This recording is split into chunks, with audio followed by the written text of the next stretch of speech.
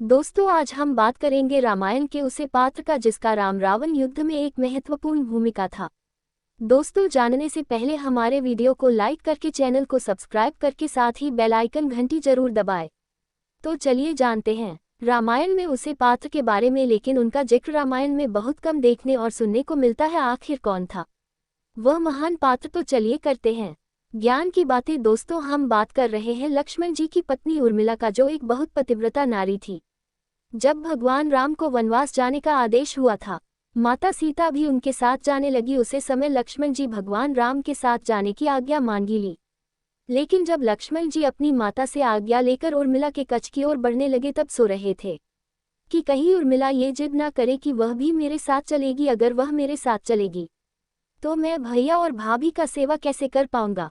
लेकिन उन्हें बहुत आश्चर्य हुआ जब उर्मिला ने उनका स्वागत आरती की थाली के साथ किया और कहा, स्वामी आप निश्चित होकर जाए, मैं आपके किसी भी सेवा में बाधा नहीं बनूंगी।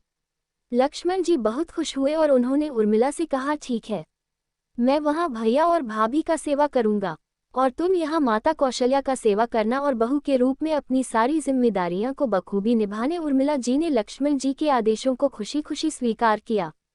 कथाओं के अनुसार अपने 14 वर्षों के वनवास में लक्ष्मण जी एक रात्रि के लिए भी नहीं समय। जब निद्रा देवी ने उनकी आंखों में प्रवेश किया तो उन्होंने निद्रा को अपने बाणों से बद्ध किया। इस पर निद्रा देवी ने कहा कि उन्हें अपने हिस्से की निद्रा किसी और को देनी होगी। तब लक्ष्मण जी ने अपनी निद्रा अपनी पत्नी उर्मिला को दे दिया। इसीलिए कहते हैं कि लक्ष्मण जी वन में 14 वर्षों तक जागते रहे और उर्मिला अयोध्या में 14 वर्षों तक सोती रही।